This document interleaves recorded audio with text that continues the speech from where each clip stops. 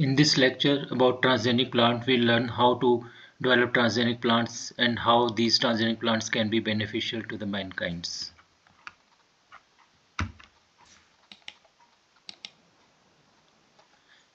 Transgenic plants are also known as genetically modified or GM crops. A transgenic plant contains a gene, foreign gene, which have been artificially inserted instead of a plant acquiring them through pollination. The inserted gene sequence may come from another unrelated plants or any other species, bacterial species, fungus, or any other different species it can come from. Throughout history, all crops have been genetically modified from their original wild state by domestication, selection, or control of breeding over long periods of time, which is very tedious and takes a lot of time. So genetic engineering speeds up the whole process and increases the variety of genes which can be inserted into a particular plants. Genetic engineering plants require these things. We must get DNA into the cells, plant cells, and the introduced DNA should be integrated into the genome, and it can be expressed in all the cells or it can be tissue specific also.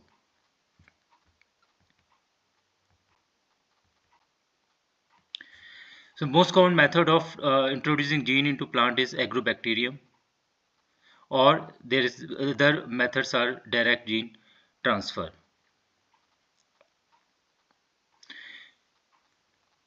For tissue-specific expression, promoters can be used, which will direct expression when and where it is required. There are several methods for delivering foreign genes into plants. The most common one is TI plasmid mediated gene transfer, which is very highly effective. Another method is microprojectile bombardment. It is easy and effective, used with wide range of plants. Viral vectors also can be used, but efficiency is low. Direct gene transfer into plant protoplast. Protoplast can be created from plant cells and then genes can be transferred. But only the major disadvantage is that only certain protoplasts can be regenerated into whole plants. Another method is microinjection. It is very tedious and slow. Electroporation method also can be used, but it is limited to protoplasts that can be then regenerated into whole plants. Another method is liposome fusion, but it is limited to protoplasts that can be regenerated into the whole plants. So these are some of the methods which can be used for delivering foreign genes to plants, but the most common one is TI plasmid mediated gene transfer and microprojectile bombardment. So these two methods are very commonly used. Other methods are also can be used, but these two are the most commonly used and most effective methods also. The particle bombardment technology, how it works actually, it works with all types of plants, both dicots and monocots. DNA is carried on microscopic metal particles, as you can see here. And then it is fired by a gun into the plant tissues. So the method is actually DNA coated on microscopic gold beads. Here you can see microscopic gold beads. Beads are placed at the end of a plastic bullet. So there is you can see a small plastic bullet here.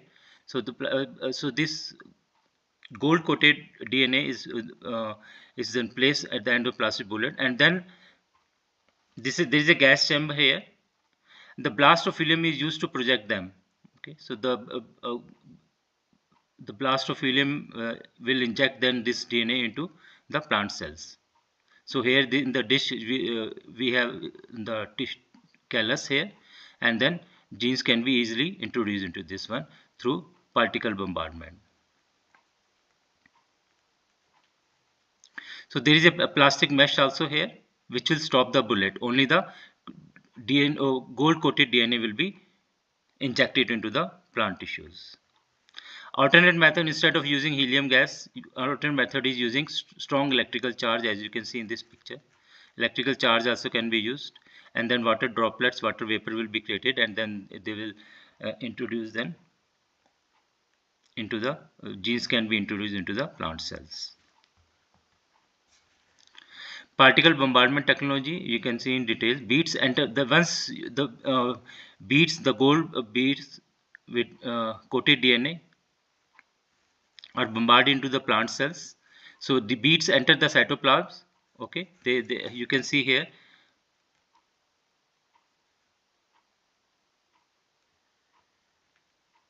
You can see the gold beads here. The green color is the DNA. So they enter the cytoplasm, or they can enter the nucleus also. So DNA is free and then recombine with the chromosome. So it's non-specifically whatever the DNA has entered into the nucleus of the cell.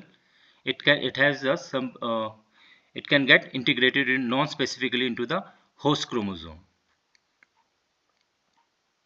After this, then leaf are transferred to the selection media for cells to grow. Only cells with selectable markers grow, or otherwise. So there will be already with the foreign gene selectable markers. Selectable marker is there. So based on the selection, you can select for the recombinant.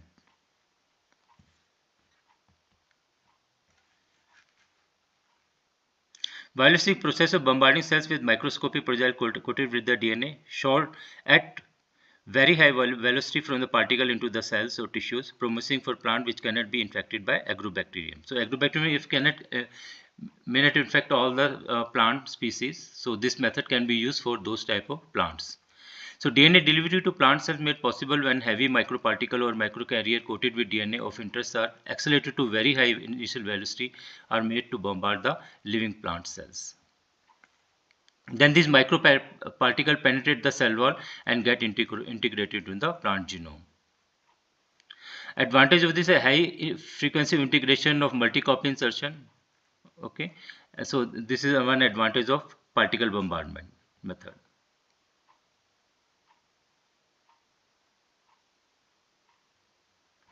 DNA coating DNA coating is sophisticated technology and requires precise preparation of DNA coated gold or tungsten particles. Gold uniform size and shape is required and should be less toxic to cells.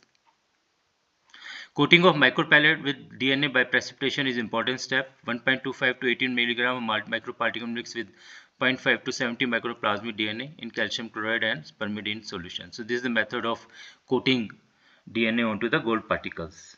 Mixer continues vortex to ensure uniform coating. After DNA precipitation, micropellets placed on microcarrier membrane and allowed to dry and immediately used for the particle bombardment. So this is the method actually how we can introduce gene into plant cells. Advantage of it is clean and safe. Transformation of organized tissues. Universal delivery system can be used for all plant species. Transformation of recalcitrant species. Some species which are very difficult, they can be transformed using particle bombardment. The main disadvantage of using this technology is that in plant, gene transfer leads to non-homologous recombination into chromosome and is characterized with multiple copies and some degree of rearrangement. And lack of control over the velocity bombardment, which often leads to substantial damage to the target cells. So because of the high velocity of the bombardment, target cells may get damaged in the process. Another method is electroporation, use of short electric impulse of high field strength. Electric impulses increase the permeability of protoplast and allow entry of DNA molecules into the cells if DNA is in direct contact with the membrane. So this method is used generally with the protoplast. You have to make protoplast of the plant cells, and then you can introduce DNA using electric current. If the host cells has cell walls, enzymes are used to dissolve the walls, leaving only these protoplasts, and the foreign DNA is introduced via electroporation. Electroporation pulse generated by discharging a capacitor across the electrode in a specifically designed electroporator chamber. So you need a instrument electroporator for using this method. So in this method, protoplasts are exposed to short electric pulse which open the transient membrane channel through which DNA can pass target cells and then culture in vitro on appropriate media. So protoplast in ionic solution containing the vector DNA is suspended between electrodes, and due to high voltage, pores are made on the walls of the protoplast which facilitate entry of the DNA. So high voltage will create pores on the walls of the protoplast, and which will facilitate the entry of DNA, and which will then get integrated into the host chromosome. So this is how the electroporation works.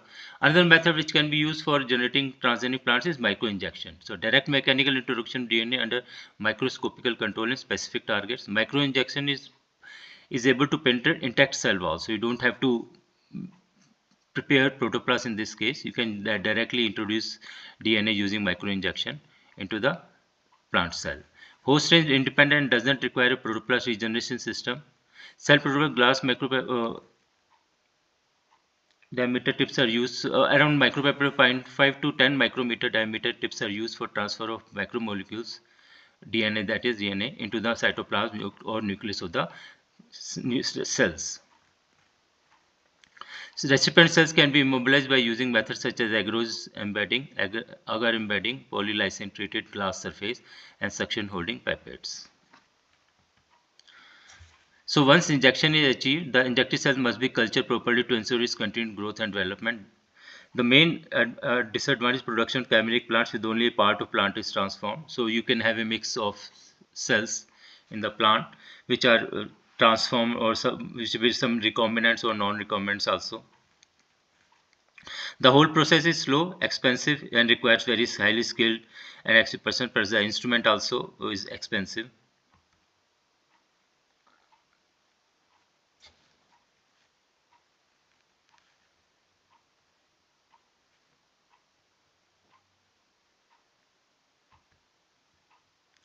So another method is liposome mediated gene transfer. Liposome are small lipid bags in which large number of plasmids are prepared artificially. So they can be introduced to fuse. So here in this liposomes we can entrap large amount of DNA. These liposomes can be induced to fuse with the protoplast using PEG, polyethylene glycol. And this can be used for gene transfer.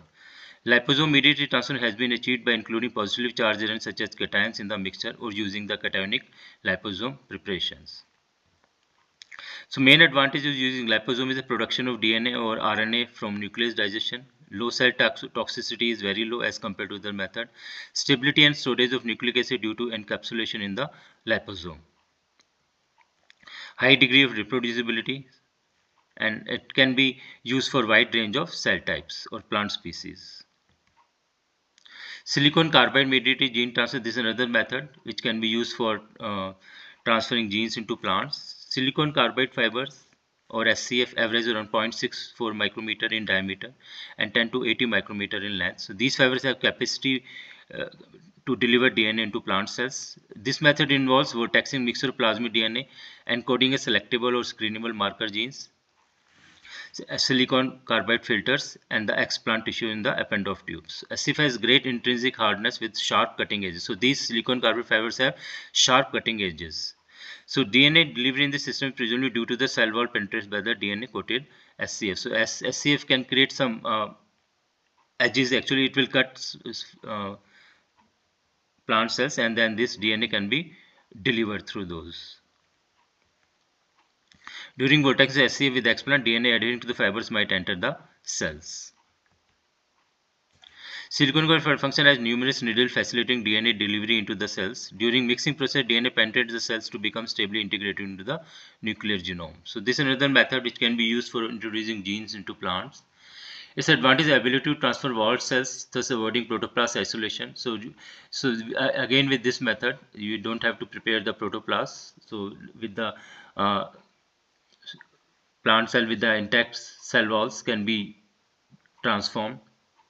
Relative ease of the procedure and very low equipment cost. So this is the advantage of silicon carbide mediated gene transfer. So pollen also can be used as a carrier. Pollen has been suggested as vector for gene transfer by various workers. It has been reported that introduction of DNA into the gamete followed by fertilization zygotic embryogenic will result in gene transfer. So this method also can be used. This kind of approach would be simpler, faster and cheaper than in vitro methods. But the most common method which is used for creating transgenic plants is agrobacterium mediated gene transfer. So we'll learn in more detail about this method. So this is agrobacterium mediated gene transfer, is the most common method of engineering dicots, but also used for some monocots also. It was pioneered by J. Shen from the Max Planck Institute. Agrobacterium is a soil bacterium, gram-negative, and which related to Rhizobia species. Tumefaciens, agrobacterium tumefaciens causes crown galls on many dicots. Ruby causes small galls on a few dicots. Rhizogenes causes hairy root disease. and radiobacter species is avirulent. So agrobacterium, the main feature of agrobacterium when it infects the plants is causes crown galls, as you can see in this picture. Okay. So this is the main, it forms basically tumors forms on the stems that have been infected with the bacterium, agrobacterium tumefaciens. So it causes tumor formation in the plants.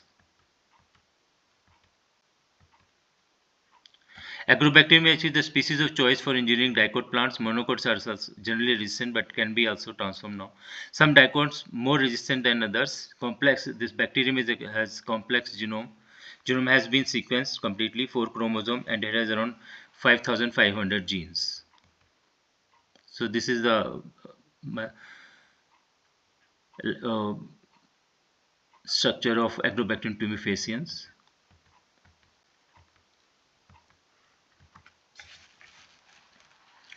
So infection of this agrobacterium occurs at the wound site. Whenever there is a wound in the plants, agrobacterium is capable of infected, causing infection at that site. It involves recognition and chemotaxis of the bacterium towards the wounded cells. When they find the wounded cells, they recognize it and then they move towards that wounded cells. Galls are the real tumor, can be removed and will grow indefinitely without hormones. Genetic information must be transferred to the plant cells. So this is how the tumors are formed.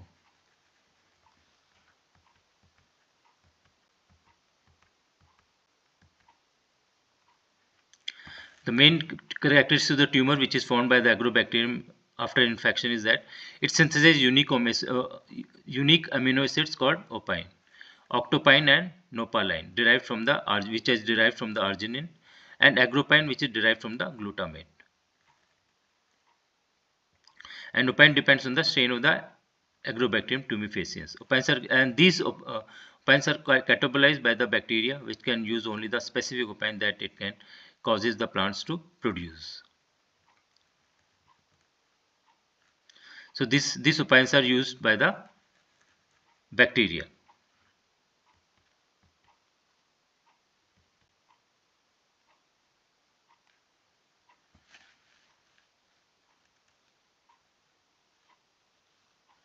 So how do these bacterium form the tumor? So it was recognized early that the virulent strains could be cured of the virulence, and that cured strains could again regain virulence when exposed to virulent strains. So what does it mean actually?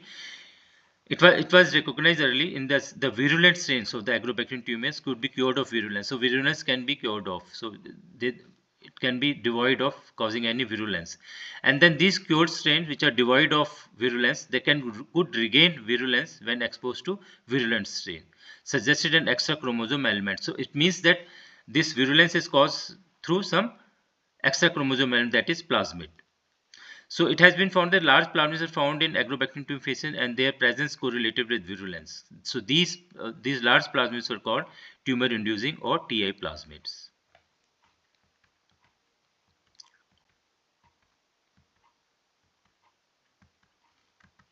So TI plasmids are very large. The size is around 200 kb. They are conjugative, can be transferred from one bacteria to another one through conjugation.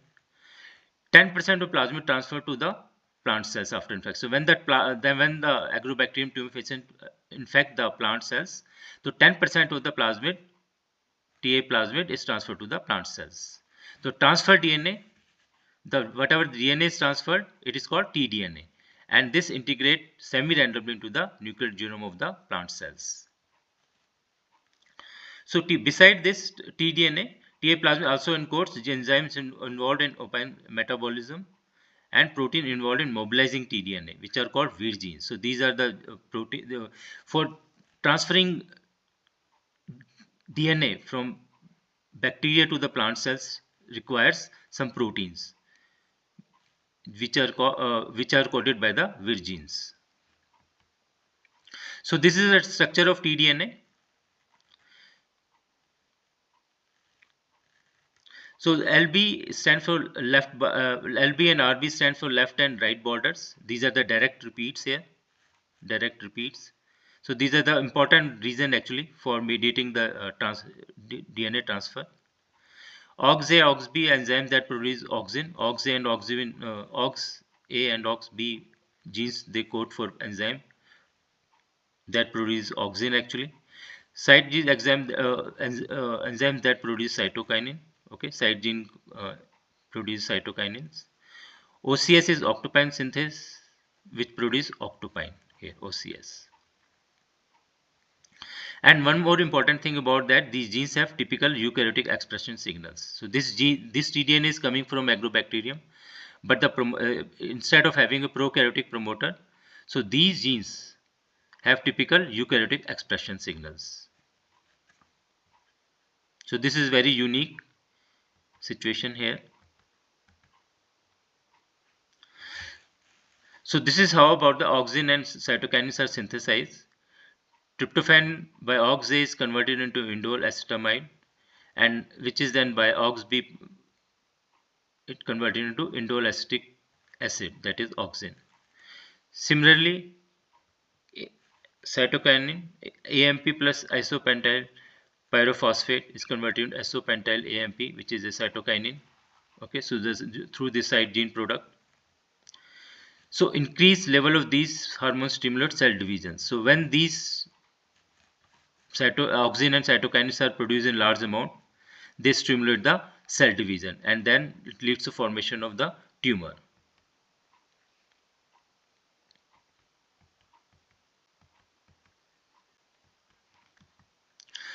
So beside tDNA, another important gene is virulent genes, vir genes or virulent genes. So these are genes are present on the TI plasmid. They are responsible for the transfer of tDNA to the plant cells. For the initiation of tDNA transfer, we need one more compound, which is the acetylserinone AS, which is a flavonoid, and this is released by the wounded plant cells. As I told you earlier, only the wounded cells are infected by the agrobacterium. So this is wounded cells, actual plant cells release a flavonoid, which is acetylserinone, and this acetylserinone leads to activation of the Vir genes. So there's 7 genes: Vir A, B, C, D, E, F, G. So these 7 combination groups, but some have multiple ORF. It spans, these Vir genes spans around 30 kb of the TA plasmid. So these are the 7 genes Vir A, B, C, D, E, F, G, which are responsible for mediating the tDNA transfer into the plant genome. So each Vir gene play a very important role during the tDNA transfer. Vir gene transport acetylserinone into the bacterium, activate Vir post-translationally by the process of phosphorylation. So Vir activates the Vir gene. So once Vir gene get activated, it promotes the transcription of other Vir genes like Vir D2, Vir E2, E1 and D2. So Vir D2, the product of Vir D2 genes is endonuclease that cuts tDNA at the borders, but only on one strand, and then releases that single strand, and then attached to the 5' end of the single stranded DNA.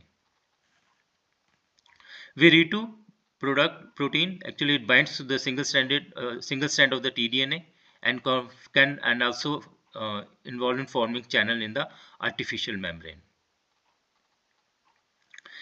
Vir E1 act as a chaperone for Vir E2 protein. Vir D2 and Vir E2 also have NLS. NLS is nuclear localization signals, and they are Vir D2 and E2.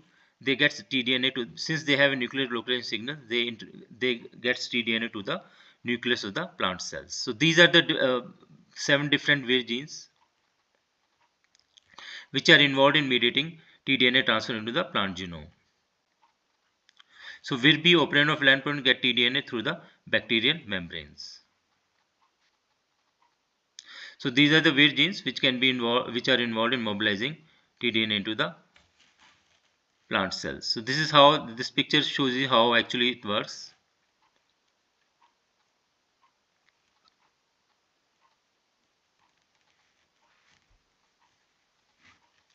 So here this one is the plants. Here is the agrobacterium cell. Here is the bacterial chromosome, and here is the TA plasmid, agrobacterium TA plasmid. And here we can see the tDNA here, tDNA here, which has OX gene, side gene, and OCS gene, and with the along with the left border and right border.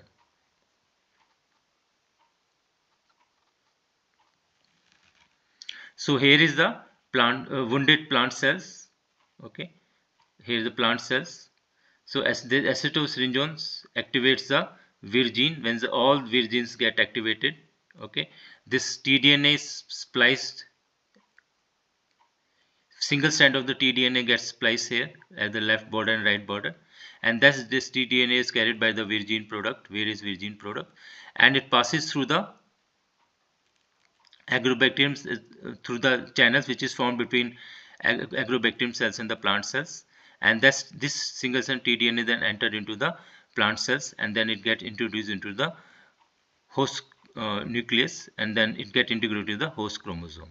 So this is how the tDNA is moved into the plant cells.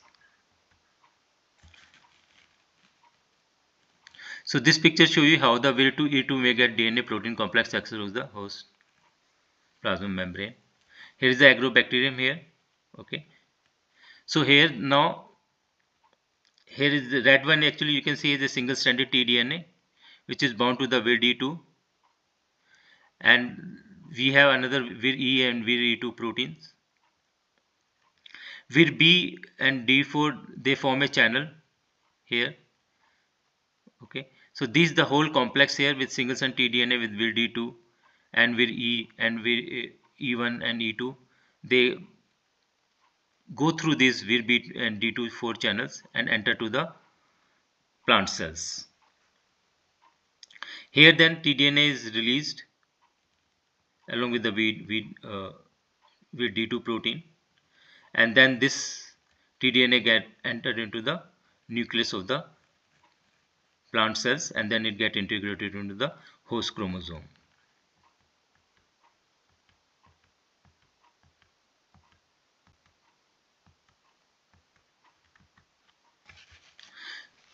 So now we know how this agrobacterium transfer tDNA into the plant genome, and now important thing is that how we can engineer plants using agrobacterium. So as we know that left border and right, so whatever is in between left border and right border of the tDNA, it will get into the plant cells. So now important thing is that put any DNA between the left border and right border of tDNA, it will be transferred to the plant cells. But to achieve this goal, we need two problems have to be overcome. First is TA plasma is very large, so we cannot easily manipulate it. So they're very difficult to manipulate large plasmids. Could not regenerate plants from the tumors, and also the another thing is that from tumors we cannot regenerate the plants.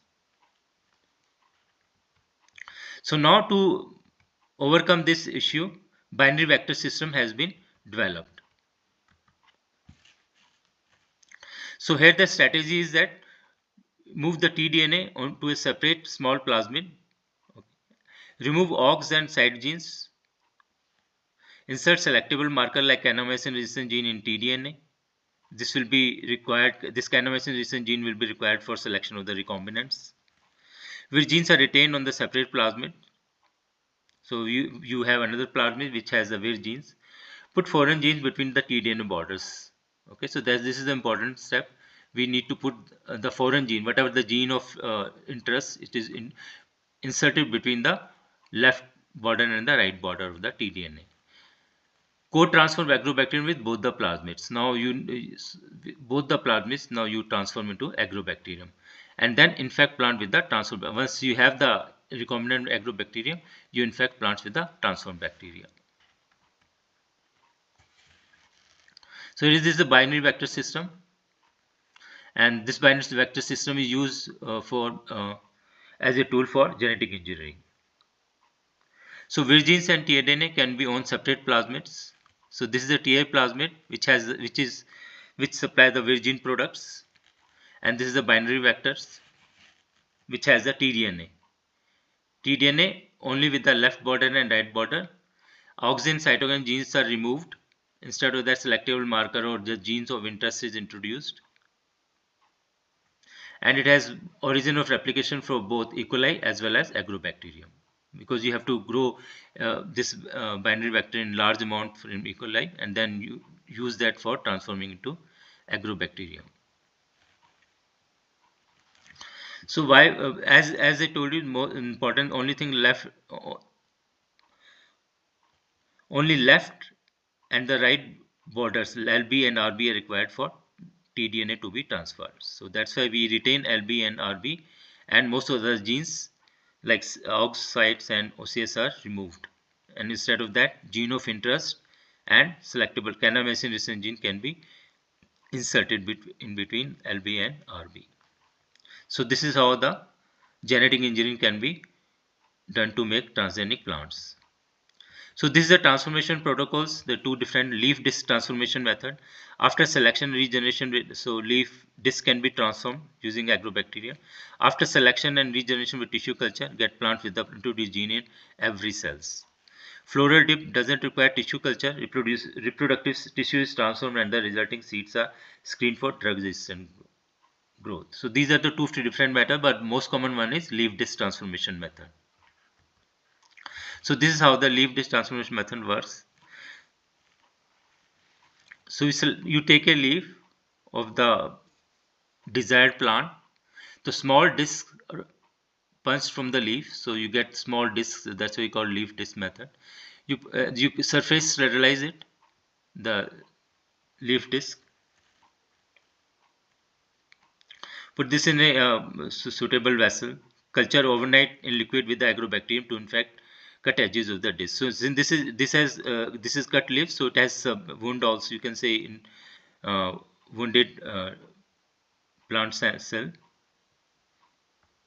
So agrobacterium will easily infect this one. So culture overnight in liquid with the agrobacterium to infect cut edges of the disc. So so once you put this one short in solid, and then once after overnight, you put in the shoot inducing solid media with along with the kanamycin. So here in this, since we are adding kanamycin now, the only cells which have got the recombinant plasmid, they will be able to grow in this selectable media. So those cells then cells will start dividing, they form callus, and then from the recombinant cells they will start forming shoot. You can see the shoot formation,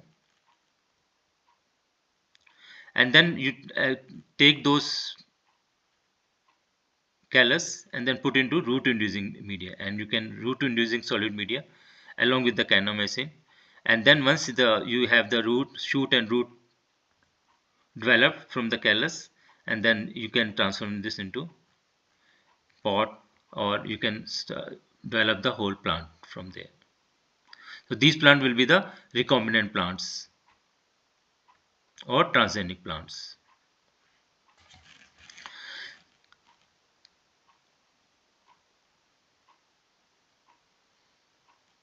So why do we need to make these transgenic plants? What is the advantage actually? So there's so many advantages, like you can develop plants which can be tolerant to stress, pathogens, herbicides. You can increase the nutritional values of the plant, like you can have better quality more protein, better more essential amino acids. You can use this transgenic plant for making large amount of recombinant proteins for therapeutic purpose, or an you can use for modifying, you can use for metabolic pathway regulation, Various pharmaceutical compounds like antibodies, vaccines, therapeutic proteins can be produced. Phytoremediation like pollution removal, salt tolerance. You can have different types of flower color, fruit ripening. You can modify all these traits. You can, most importantly, agronomic traits can be improved. Like you can have developed disease resistance, bacterial, fungus, viral resistant, nematode resistance plants. So these are the various advantages of creating transgenic plants.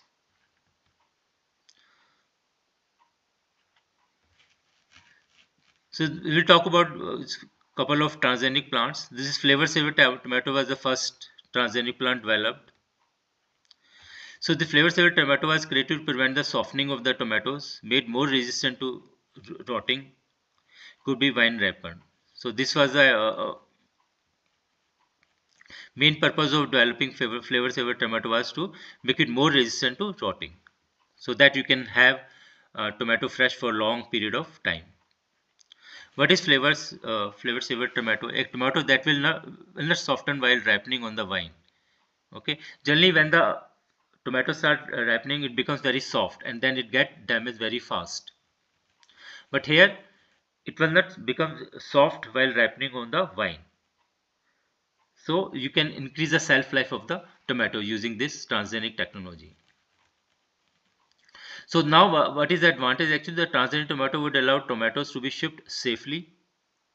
Okay, it can be transported very easily without any damage or any spoiling of the tomato. Keep their color and have their natural flavor. So it will retain the color of the tomato as well as the natural flavor. And it, most important, it increase the shelf life of the tomatoes. So before going into the whole process, we'll say what how is the fruit ripening occurs. Fruit ripening is an active process characterized by increased respiration accompanied by a rapid increase in ethylene synthesis. As the chlorophyll gets degraded, okay, as the chlorophyll gets degraded, the green color of the fruit disappears and a red pigment lycopene is synthesized. So chlorophyll gets degraded and green color is replaced by the red pigment, which is caused by the lycopene synthesis. Fruit gets softened as a result of the activity of the cell wall degrading enzymes. So along with this process, cell wall degrading enzymes, namely polygalacturonase (PG) and methylase, gets also active.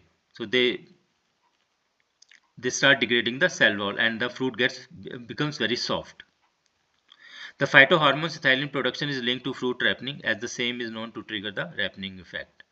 The breakdown of starches, sugars, and accumulation of a large number of secondary products improve the flavor, taste, and smell of the fruits. So during ripening, actually, when the tomato is ripening, breakdown of the starch to sugars and accumulation of a large number of secondary products improve the flavor, taste, and smell of the fruits. Now, in case of flavors, there is the transgenic for genes that slow ripening process. So here, the whole in this transgenic technology, the ripening process is slowed down, and that creates the rot-resistant tomatoes. Because if ripening is fast, tomato will become very soft fast, and then they will damage or they will rot very fast. So their shelf life is very less. So now this flavor saver tomato, which slows the whole ripening process, it was produced by a Californian company, Calgene. The tomato was made more resistant to rotting by adding an antisense gene which interfered with the production of the polygalacturonase. So this is actually developed by introducing a antisense gene using agrobacterium mediated gene transfer, which then interfere with the production of the polygalacturonase. Since this polygalacturonase PG enzyme is inhibited, then cell wall degradation won't occur and the fruit won't become soft. So this enzyme basically normally degrades pectin in the cell wall and results in the softening of the fruit, which makes them more susceptible to being damaged by the fungal infection. So this is the main process actually. So we by introducing antisense gene for polygalacturonase, we inhibit this production, and then we prevent the cell wall damage then.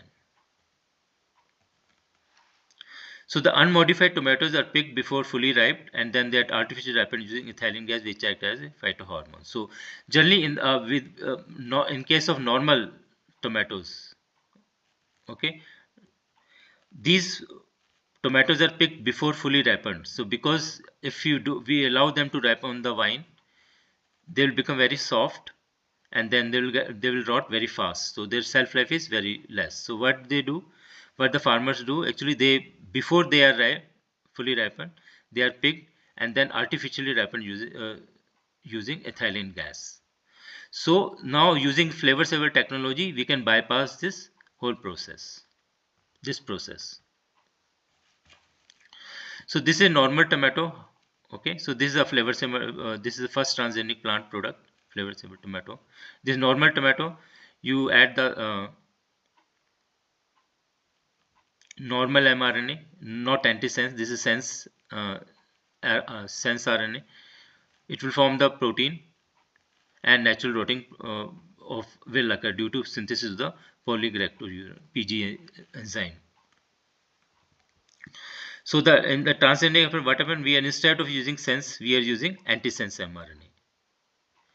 Then it will bind. It will bind to the sense mRNA and inhibit the synthesis of PG enzyme. Once antisense mRNA is introduced into the transgenic into the tomato using agrobacterial gene transfer, it will bind to the sense mRNA and it inhibit the synthesis of PG enzymes. When this enzyme is inhibited, cell wall won't get damaged, and then its shelf life will be increased. It won't become soft, and shelf life will be increased.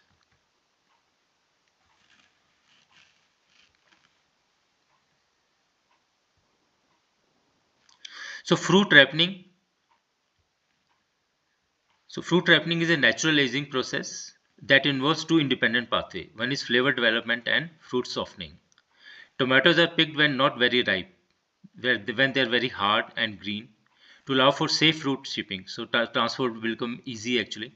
They won't get damaged. Shipped to market and treated with ethylene before sale at the wholesale market. So this case gives the normal tomatoes. So no, in case of flavor saver tomato, in which we have blocked polygalactosurinase, which degrades active pectin and contribute to fruit softening synthesis by the antisense. So using antisense RNA technology, we block the synthesis of PG gene.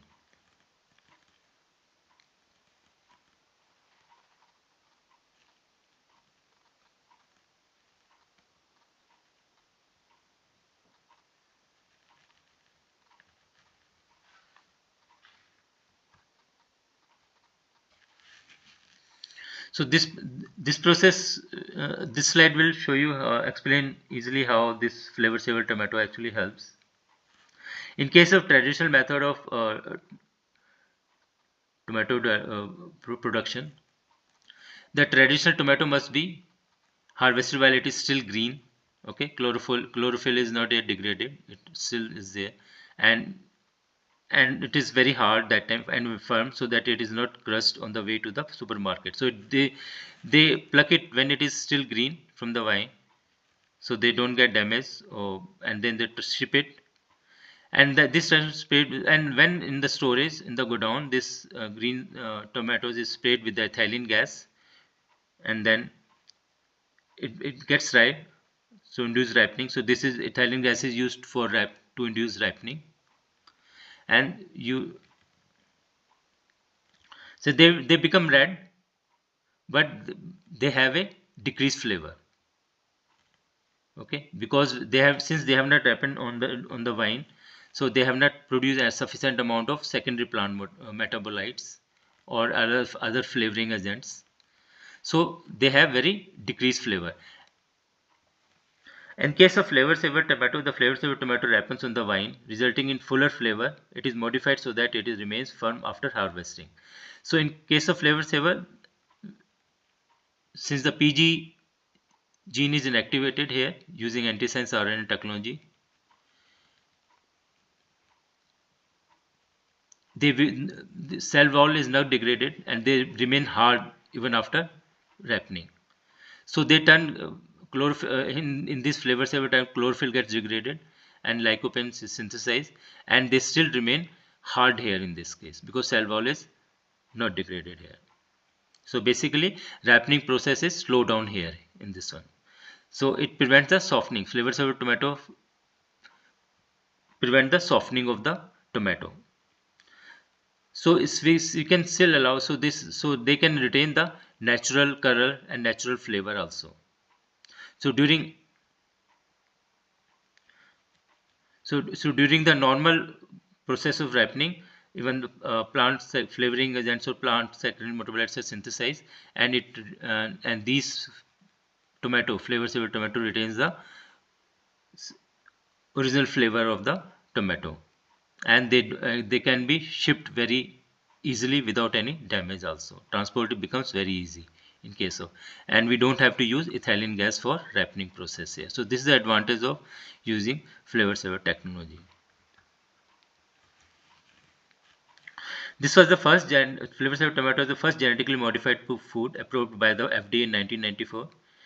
However, it was eventually pulled off the market in 1997 because of the controversy surrounding it.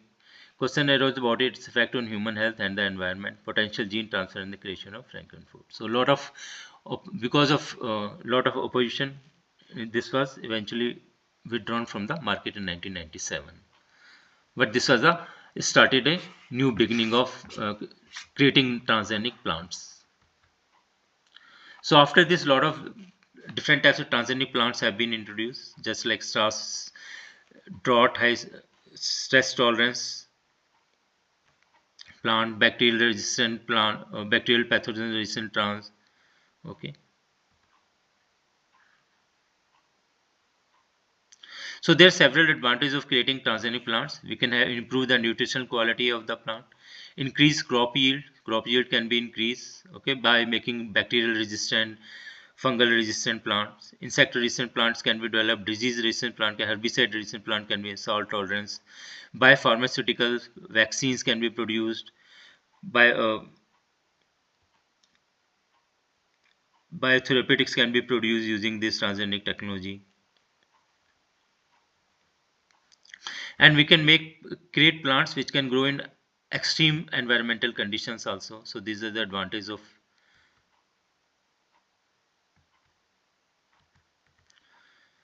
of developing transgenic plants.